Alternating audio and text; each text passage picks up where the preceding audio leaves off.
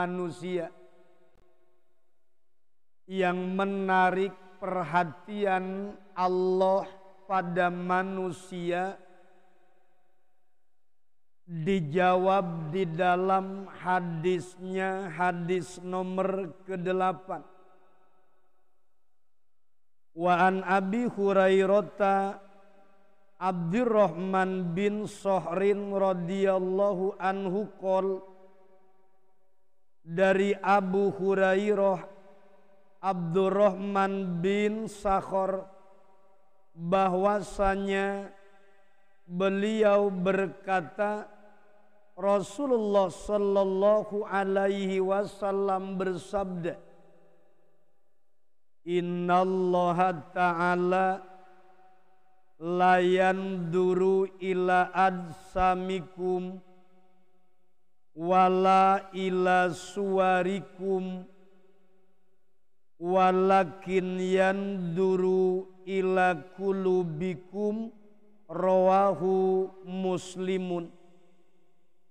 Sesungguhnya Allah Ta'ala tidak melihat bentuk tubuhmu dan tidak pula melihat ketampananmu, tetapi Allah melihat hatimu. Hadis riwayatnya riwayat Imam Muslim. Bapak hadirin yang dirahmati oleh Allah, manusia adalah makhluk yang begitu sempurna yang Allah ciptakan, sehingga Allah katakan laqad khalaqnal insana fi ahsani taqwim. Nyata aku ciptakan manusia dengan sebaik-baiknya bentuk. Manusia diciptakan oleh Allah dengan bentuk yang begitu sempurna. Manusia diciptakan oleh Allah dengan rupa yang begitu indah. Maka ketika dikatakan penciptaan manusia itu diibaratkan apa? Jawabnya adalah diibaratkan seperti kesempurnaannya Allah. Lewat kudratnya Allah ternyata manusia punya tangan. Lewat basornya Allah manusia ternyata juga punya mata penglihatan. Allah itu memiliki sifat sama, manusia juga ada pendengaran. Seolah-olah Allah ingin menunjukkan bahwa dari penciptaan manusia, Allah lah yang memiliki kesempurnaan segalanya. Bahkan ketika kita melihat telapak tangan kita, Bapak silahkan hitung telapak tangan kita ini. Ada namanya garisnya, ada 1, ada 8. Yang 1 posisi 1-nya di sebelah sana, posisi 8-nya di sebelah sini. Begitupun di sini. Di sini 8, di sini 1. Menurut para pakar, mereka mengatakan bahwa tangan kita, telapak tangan kita menunjukkan kesempurnaan asma Allah. 99 Allah memiliki nama, itu ada pada diri manusia. Semua kesempurnaan penciptaan ada pada manusia. Cuma yang menjadi perhatian Allah dari diri manusia itu apa? Apakah Allah menghitung fisiknya manusia? Jawabnya tidak. Apakah Allah melihat rupanya manusia? Tidak. Yang menjadi perhatian Allah dari manusia itu adalah kedalaman hatinya. Mana? Lihat di dalam suratnya, surat 22 surat Al-Hajj ayat 37. Lihat Allah subhanahu wa ta'ala berfirman, la yanalallaha luhumuha wala dima'uha walakiyanaluhu taqwa minkum kadzalika sakharaha lakum litukabbirullaha ala ma hadakum wa basyiril muhsinin. Allah katakan daging hewan kurban dan darahnya itu sekali-kali tidak akan sampai kepada Allah. Daging kurban sebatas kita makan, daging kurban sebatas kita sembelih, kita bagikan. Darahnya sebatas mengalir, darah dan daging tidak akan sampai kepada Allah. Sebab itu bukan menjadi ukuran diterimanya ibadah seseorang. Tetapi kata Allah, yang sampai kepadanya adalah ketakwaan kamu. Ketakwaan kitalah yang akan senantiasa sampai kepada Allah subhanahu wa ta'ala. Jawabnya, takwa itu ada di mana? Ulama berpendapat at-taqwa hahuna. Di mana takwa, Pak? At-taqwa hahuna. Takwa itu di dalam hati. Takwa itu ada di dalam hati. Makanya Syekh Ibrahim Al-Bajuri di dalam kitabnya, Kitab Al-Bajuri, syarah daripada Fathul Qorib, syarah daripada Kitab Takrib, beliau membahas tentang bagaimana menempatkan tangan. Hari ini kan kita beda-beda, Pak, nempatin tangan di dalam sholat. Ada orang yang ketika sholat, alhamdulillah, tangannya diletakkan di atas pusar. Allahu Akbar, di atas pusar kan? Di atas pusar. Ada lagi orang yang meletakkan tangannya di bawah dada. Allahu Akbar. Ini dada, di bawahnya berarti di bawah dada. Ada orang yang ketika sholat meletakkan tangannya di dada. Allahu Akbar. Ada yang begini. Meletakkan tangan seseorang dalam sholat berbeda-beda. Ternyata Syekh Ibrahim Al-Bajuri di dalam kajian ilmu fikih, beliau menyampaikan meletakkan tangan itu di atasnya, di atas pusar, tetapi tangan agak digeser sedikit ke kiri. Allahu Akbar, di atas pusar, geser sedikit ke kiri, Pak. Geser ke kiri. Kenapa sebabnya? Sejajar dengan hati. Jadi tangan ini digeser sedikit ke kiri. Tidak lurus seperti ini, tetapi posisinya digeser sedikit ke kiri. Karena ini sejajar dengan sejajar dengan kolbu. Pantas sebagian orang ada yang ketika sholat menggesernya ke kiri, bukan mau perang, bukan. Katanya geser ke kiri untuk ngambil senjata dalam peperangan, bukan. Kata beliau, posisi hati adanya di sebelah kiri, maka dekaplah hati itu, tekan hati itu agar kolbu itu selalu ingat kepada Allah dalam sholat. Jangan selalu berpikir yang lain, ingat yang lain, ingetin, tekan kolbu. Begitu katanya, Pak. Caranya bukan begini. Apalagi kalau misalkan ditaruh di bawah perut, itu mah udah ngaco. Ditaruh di bawah pusar. Ini Pak Wahyu yang biasanya taruh di bawah pusar. Ngapain ditaruh di bawah pusar?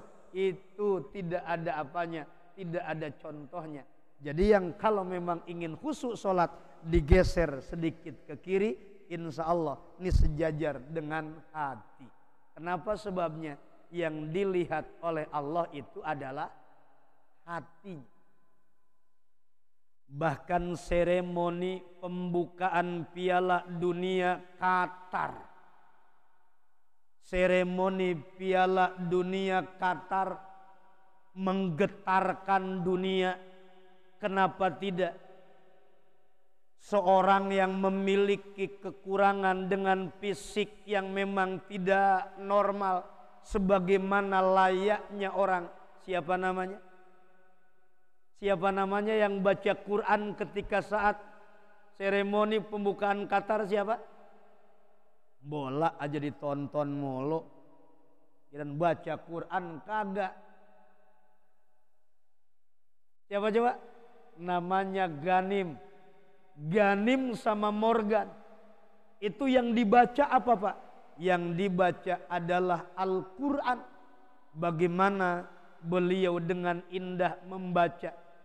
Ya ayyuhan nas, inna khalaqnakum min dzakari wa unsa wa ja'alnakum su'uban wa qabaila lita'arafu inna akramakum indallahi atqakum.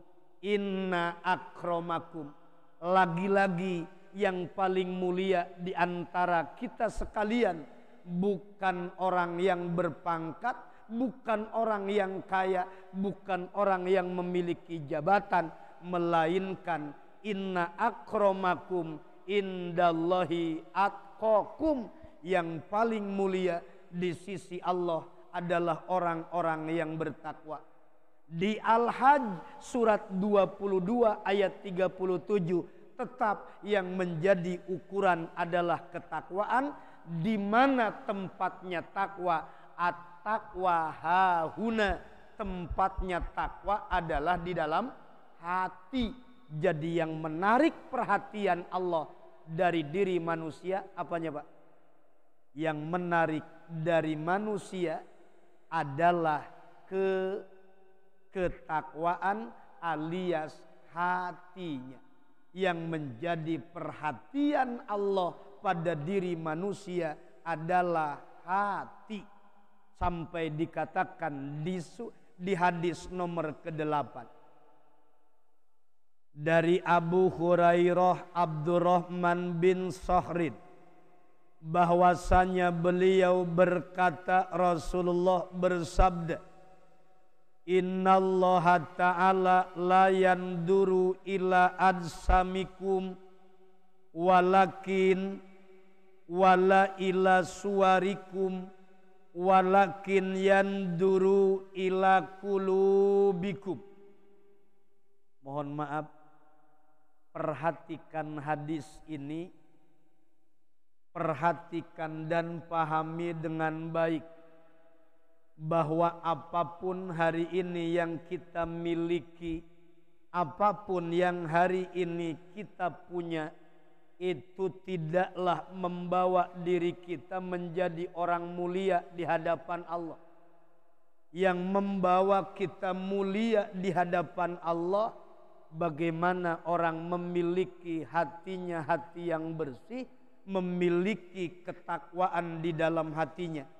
Lihat, Nabi bilang, Innallaha la yanduru ila ajsamikum. Allah itu tidak pernah melihat jasmani seseorang. Mau badannya kuat, mau badannya kekar, mau badannya tinggi. Mau tinggi, mau pendek, bukan urusan di hadapan Allah. Fisiknya sempurna atau memang kurang sempurna di hadapan Allah bukan ukuran.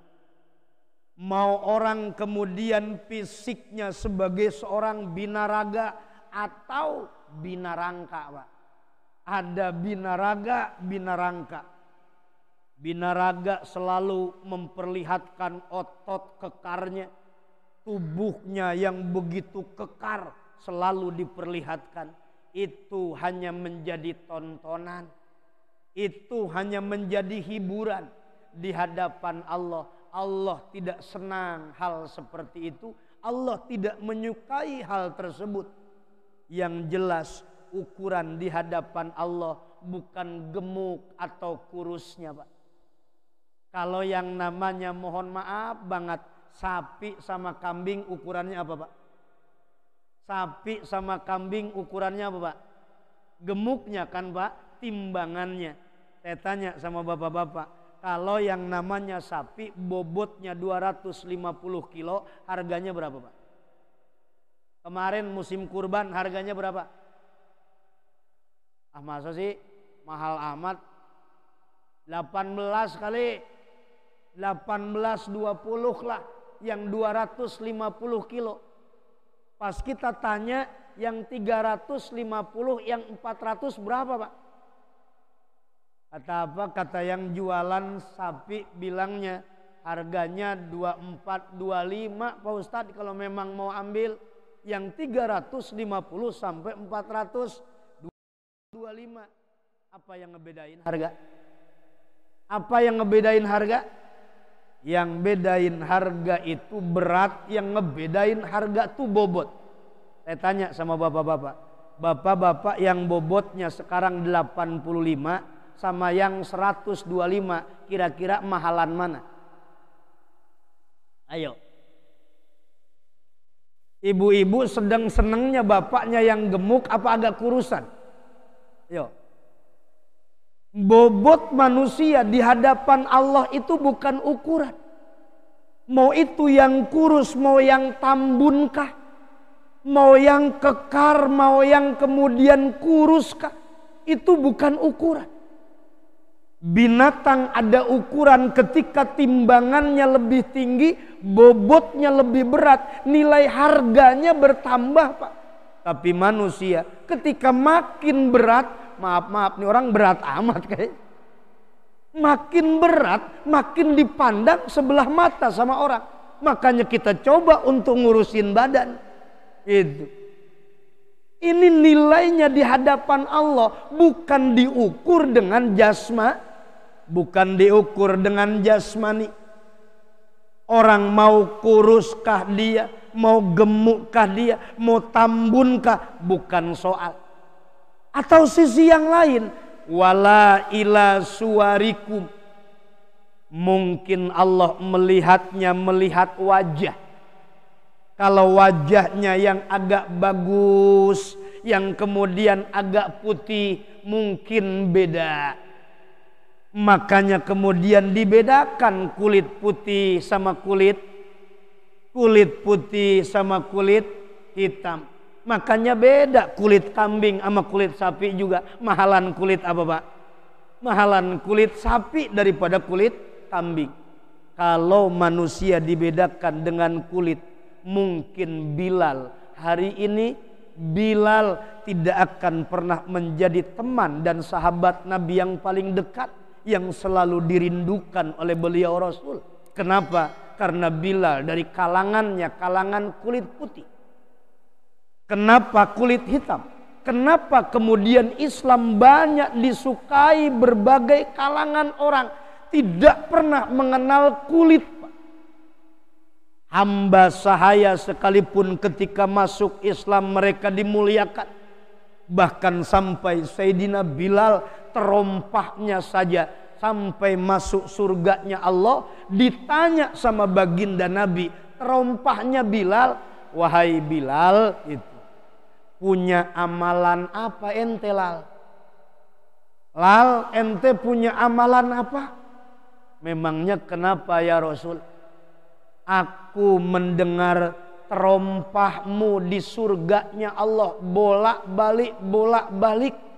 Terompahnya Bilal, bakiyaknya Bilal, ternyata bolak-balik di surganya Allah. Luar biasa. Terompahnya doang masuk surga, apalagi orangnya.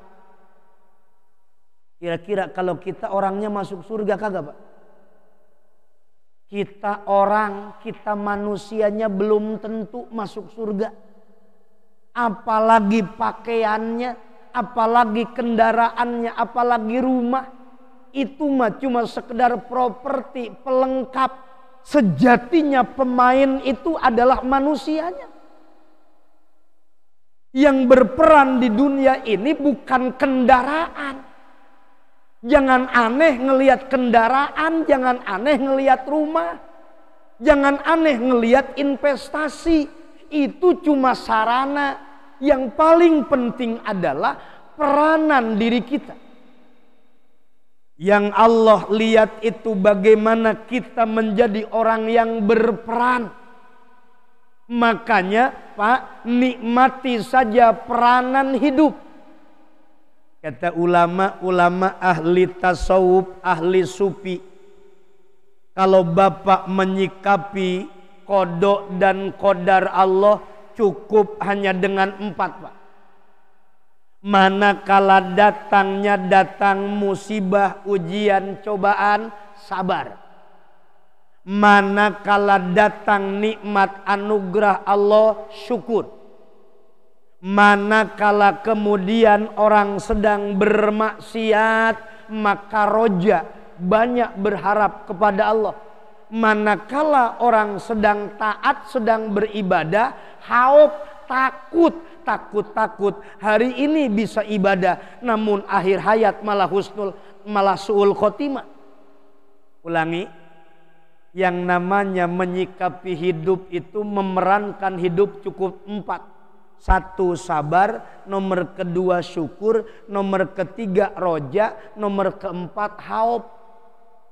Roja itu berharap, hauf itu takut. Kapan orang mesti sabar? Manakala datang ujian, cobaan. Hari ini saudara kita di Cianjur mereka sedang dapat ujian, mereka sedang dapat cobaan. Mereka itu sedang menjadi orang yang paling mulia. Kenapa sebabnya? Pahala mereka lebih daripada kita, Pak. Wong dikatakan di dalam Al-Quran, innama yuwaffas sabiruna ajrohum bighairi hisab. Satu-satunya amalan yang pahalanya unlimited cuma sabar. Kalau sholat ada namanya pahala kelipatan, 1 sampai 10, 10 sampai kemudian 70, 10 sampai kemudian 100 kali lipatan. Tapi yang namanya sabar tidak ada kemudian batasannya. Innama yuwaffas sabiruna ajrohum bighairi hisab. Sabar itu ibadah tersendiri, Pak. Kalau boleh saya bilang, orang-orang Cianjur hari ini yang dapat musibah, yang dapat bencana, mereka sedang dijadikan oleh Allah orang-orang yang terhebat dengan kesabarannya, sehingga pahalanya luar biasa, jauh daripada kita yang hari ini ada di tempat kita. Pahalanya lebih besar mereka, Pak, dengan kesabarannya. Maka jangan tuduh mereka dengan tidak-tidak. Sudah datang musibah, tambah menyakiti hati mereka. Kita bilang orang Cianjur pantas diadab oleh Allah karena sekarang LGBT masuk ke Cianjur. Orang Cianjur pantas mendapatkan adab daripada Allah. Kenapa sebabnya? Sebab kristenisasi sudah masuk ke Cianjur. Memang kristenisasi nggak masuk ke kita. Memang LGBT nggak masuk ke kita. Masuk, cuma memang tidak terekspos saja. Naudzubillah, summa naudzubillah. Ketika kita menuduh saudara kita hari ini dengan tuduhan-tuduhan seperti itu, sehingga hilang simpati kita kepada mereka, akhirnya kita tidak pernah mau untuk turut ikut andil dalam membantu penderitaan mereka. Kenapa sebabnya? Karena tadi sengaja itu yang diangkat, seolah-olah biarkanlah itu sedang ditegur. Salah.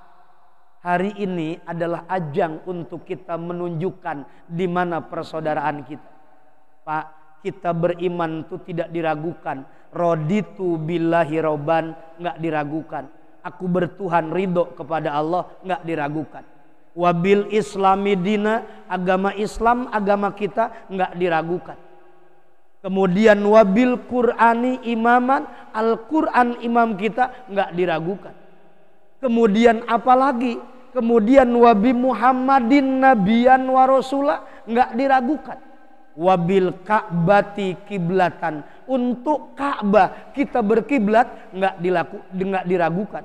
Tapi satu yang saya masih ragu, apa coba? Yang saya masih ragu adalah wabil mu'minina ikhwanan, terhadap orang-orang mukmin kita bersaudara. Terhadap orang-orang mukmin kita bersaudara. Persaudaraan kita itu dibuktikan dengan adanya kepedulian. Peduli enggak dengan adanya musibah ini dengan saudara? Kalau bapak tidak ada perhatian, kalau kita tidak ada kepedulian, berarti di sini disangsikan persaudaraan kita. Kemarin alhamdulillah kami mewakili FKM 3P Jati Sampurna, Forum Komunikasi Masjid Musola Pondok Pesantren Sejati Sampurna, hari Rabu kemarin berangkat ke poskonya, posko Cianjur, untuk menyalurkan bantuan, termasuk kita juga kerja bakti, angkut puing-puing dan lain sebagainya, termasuk bagikan langsung juga bantuan di lokasi. Itu kita lakukan di Cianjur. Kita galang dana semua masjid yang memang mau betul-betul ikut membantu. Makanya saya sampaikan tadi malam juga di Ulia Al-Maskiri, saya bilang nih, minggu-minggu ini lagi banyak dari mana-mana bantuan orang tertuju ke sana. Kemungkinan 2 minggu ke depan yang harus kita siapkan, Pak. Jangan di minggu-minggu sekarang lagi numpuk-numpuknya pakaian-pakaian bantuan, ternyata yang lain saja itu boleh dibilang belum tersalurkan. Makanya kita tunggu 2 minggu ke depan nih, di saat semua ormas narik mundur, di saat yang lain kelelahan, kita yang maju maksudnya. Makanya galang dana saja Pak Wahyu, atau kumpulkan misalkan sembako di masjid atas nama peduli bantuan peduli Cianjur. Nanti kita akan yang angkut FKM 3P. Kita kasih waktu tuh 2 minggu dari sekarang. 2 minggu nanti, kalau toh memang nanti dari pihak DKM ada yang mau ikut, kita sama-sama ke sana. Kita siapkan sembako lah untuk mereka gitu. Karena kalau pakaian-pakaian ternyata bukan korban banjir, Pak. Kalau korban banjir butuh pakaian ganti setiap waktu, setiap saat karena basah. Tapi kalau sekarang tuh korban gempa tidak terlalu butuh bantuan butuh bantuan baju-baju layak pakai begitu. Tapi kalau dari Tanah Abang biasanya diperebutin, Pak. Karena yang baru. Jadi begitu Pak Wahyu. Kalau memang mau digalang untuk sembako dan lain sebagainya, biar itu 2 minggu dari sekarang kita angkut nanti insya Allah. Jadi raditu billahi robban itu disangsikan, Pak. Raditu billahi robban, aku ridho Allah itu Tuhanku. Itu mah jelaskan ya. Tapi wabil mu'minina ihwanan, di mana iman kita, di mana saudara kita.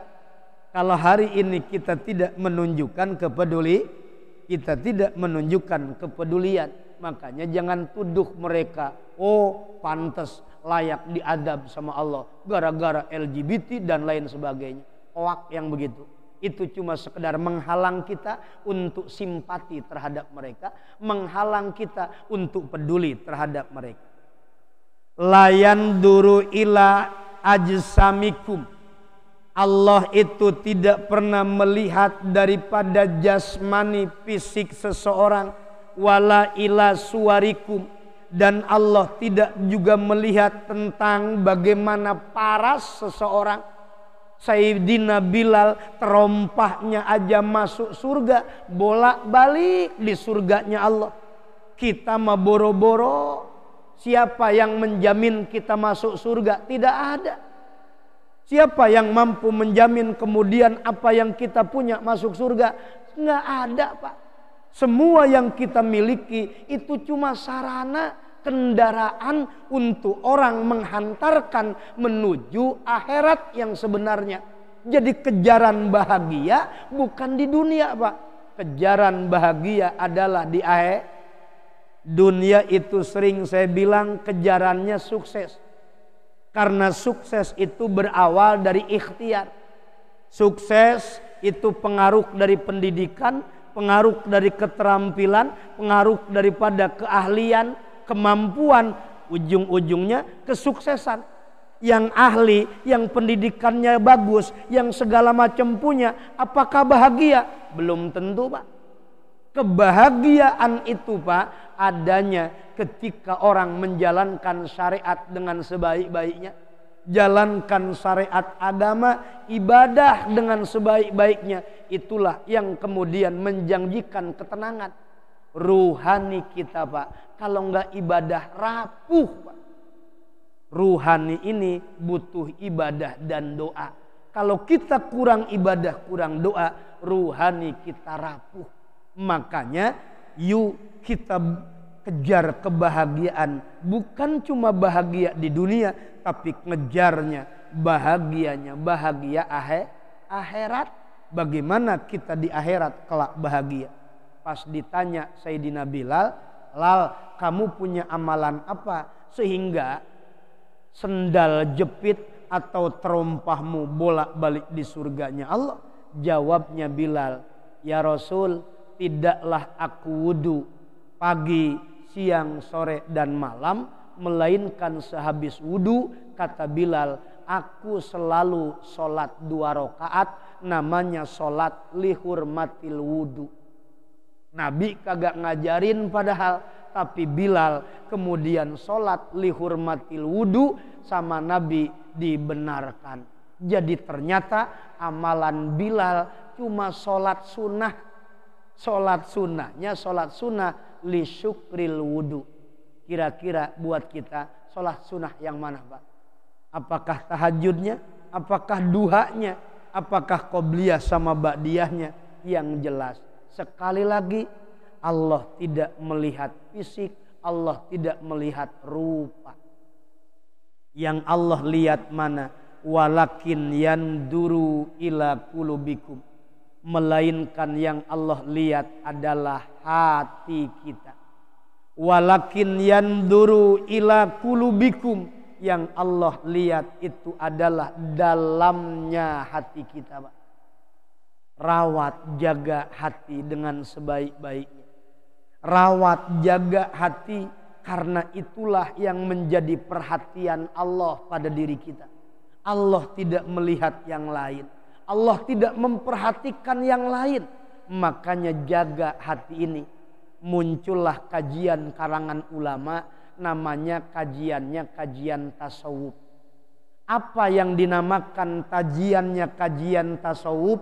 Kajian tasawuf dikatakan Syekh Jainuddin Al-Malebari, ta'allamana ilman yusohihu ta'atan wa akidatan wa muzakil qalbi uskula. Kajilah ilmu yang mampu meluruskan ibadah, namanya ilmu fikih. Kajilah ilmu yang meluruskan akidah, namanya ilmu tauhid. Kajilah ilmu yang membersihkan hati, namanya ilmunya ilmu tasawuf. Kalau Pak Wahyu mungkin belum sampai di tasawuf, baru sampai tak sanggup. Pak Haji sampai di mana nih? Baru sampai tak sanggup, belum sampai tasawuf. Ngaji fikih belum, bagaimana lurus ibadah kita? Ngaji akidah, ngaji tauhid belum, bagaimana selamat akidah kita? Padahal minimal untuk kita bisa selamat akhirat, ngerti kajian ilmu fikih namanya Sapina, ngerti kajian ilmu tauhid namanya Tijan. 2 sajalah untuk ngebenerin akidah, ngebenerin tata cara ibadah kita, selamat sampai ke negeri akhirat. Syukur-syukur kalau wa muzakil qalbi, mampu membersihkan hati, namanya ilmu tasawuf. Orang banyak yang alergi, Pak, dengan ilmu tasawuf. Enggak saya mah enggak mau ngajinya ngaji ilmu tasawuf. Bid'ah, kagak ada contoh dari Rasulnya. Terus maunya mau apa? Ngaji ilmu akhlak aja tan. Nama lain daripada tasawuf namanya akhlak. Dibilang tasawuf bid'ah, kalau dibilang akhlak mah cocok. Ini orang kagak ngerti juga sih. Ya ilmu tasawuf itu ilmu akhlak, ilmu adab. Gitu. Ilmu adab, ilmu etika. Kullu tasawufin lahwal adab. Semua ilmu tasawuf itu menunjukkan adab, etika, namanya Di ngaji tasawuf, ngaji akhlak, ngaji tasawuf. Terus maunya yang mana? Enggak tasawuf mah enggak mau, akhlak aja. Ya terserah lah. Mau ngaji yang mana kek? Yang penting ilmu tasawuf untuk membersihkan hati. Walakin yanduru ila qulubikum. Yang Allah lihat dari diri kita adalah hati kita. Makanya ketika mempelajari ilmu hati adalah sebuah perhatian daripada Allah, maka buat kita mestinya belajar untuk masjid ini memfasilitasi semua kajian. Kaji tauhidnya, kaji ilmu fikihnya, kaji ilmu tasawufnya, sehingga dikatakan sempurna iman karena tauhidnya dikaji, sempurna Islam karena fikihnya dikaji, sempurna ihsan karena tasawufnya dikaji. Inilah yang disebut dengan rukunnya rukun agama. Rukun agama iman, Islam sama ihsan.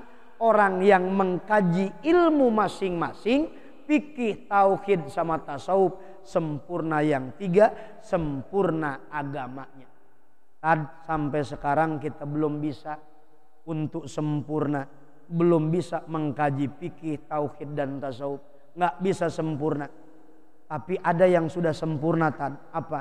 Pagi-pagi biasanya habis bikin apa? Bikin kopi, biasanya nyari rokok, namanya sempurna.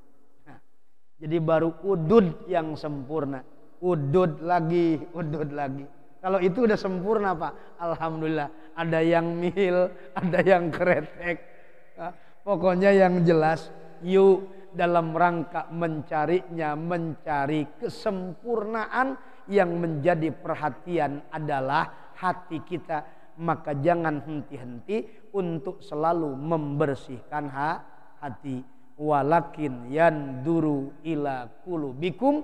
Allah melihat kedalaman hati kita. Cukup ya, saya mau ada acara di Cibitung untuk pagi ini. Mudah-mudahan sedikit yang disampaikan bisa bermanfaat untuk semuanya. Semoga Allah Subhanahu wa taala selalu menjadikan kita orang-orang yang bersih hati kita, dan kemudian ada kepedulian terhadap penderitaan saudara-saudara kita dengan mengatakan raditu billahi robban wa bil islami dina wa bi muhammadin nabiyan wa rasula wa bil qur'ani imaman wa bil ka'bati kiblatan wa bil mu'minina ikhwanan. Orang-orang mukmin adalah saudara kita. Kita doakan mereka, saudara-saudara kita, dan juga kita doakan yang sakit di antara kita. Semoga Allah angkat penyakitnya, Allah ringankan bebannya, Allah tambah kemuliaan dengan kesabarannya. Allahumma salli wa sallim ala sayyidina wa habibina wa syafi'ina wa maulana Muhammad wa sallim radiyallahu ta'ala nashabi rasulillahi ajmain. Amin ya Allah ya mujibas sa'ilin. Alhamdulillahi rabbil alamin. Hamdan yuafi ni'amahu wa yukafi mazidah. Ya Rabbana lakal hamdu kama yanbaghi li jalali wajhikal azimi sultanik. Allahumma salli ala Muhammad wa ala ali Muhammad. Allahumma gfirli ummati Muhammad. Allahumma raham ummata Muhammad. Allahumma astur ummata Muhammad. Allahumma jibur ummata Muhammad. Allahumma aslih ummata Muhammad. Allahumma afi ummata Muhammad. Allahumma hfadz ummata Muhammad. Allahumma raham ummata Muhammad rahmatan amata ya rabbal alamin. Allahumma gfir li ummati Muhammad maghfiratan amata ya rabbal alamin. Allahumma farij an ummati sayyidina Muhammad farjan ajilan ya rabbal alamin bi rahmatika ya arhamar rahimin. Walhamdulillahi rabbil alamin. Demikian kurang lebihnya mohon maaf. Kita tutup dengan doa kifaratul majlis. Subhanakallahumma wa bihamdika asyhadu an la ilaha illa anta astaghfiruka wa atubu ilaik. Walaupun minkum billahi taufiq wal hidayah. Assalamualaikum warahmatullahi wabarakatuh.